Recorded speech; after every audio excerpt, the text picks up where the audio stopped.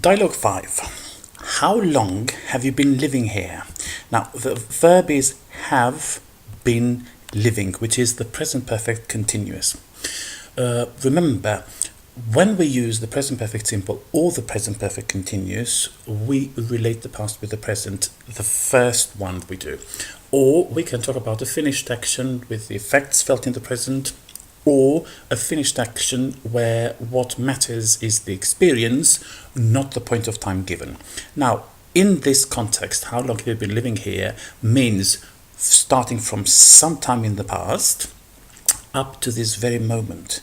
So it relates the past with the present. Sometimes in certain verbs, it is only used the present perfect simple, and other times only the present perfect continuous. When you have the verb live, both the present perfect simple and the present perfect continuous can be used with little difference in meaning. If you said, how long have you lived here, which is the present perfect simple, it means roughly the same. Almost the same. Like, how long have you lived here? For 2 years. How long have you been living here? For 2 years. But what is more common is the sentence you have, or the use of the present perfect continuous that you have in here. So you would hear more native speakers using how long have you been living instead of how long have you lived here. But nevertheless, whatever you use, it's roughly the same thing. When you say how long have you lived here, you imply about basically the number of years, so the time you have been here. While how long have you been living here, that means has there been a long time.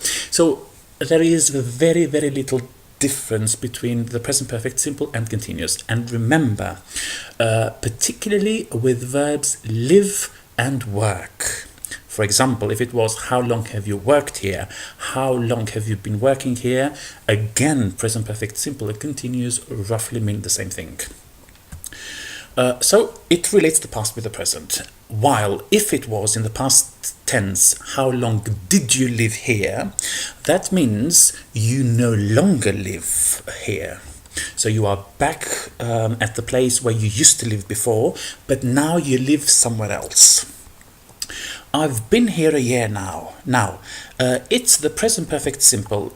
Further up in the sentence, in the first sentence, it was used the present perfect continuous. Now it changes to the present perfect simple. Why? Because the main verb is be, and the verb be is not used in the present perfect continuous. So you never say I've been being. It just doesn't exist. So it's always I've been here a year now. If it was with the verb live, then it could have been I have lived here a year now, or I have been living here a year now. Both would be correct. With be, it's just the present perfect simple that you have. While if it was in the past simple, I lived here a year now, it would imply I no longer live here. I live somewhere else. Where did you live before? Now be careful.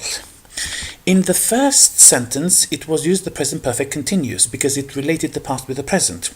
In the second sentence, it was used the present perfect simple because again it relates the past with the present. In the third sentence, the person goes from the present perfect to the past simple. Why? Be careful.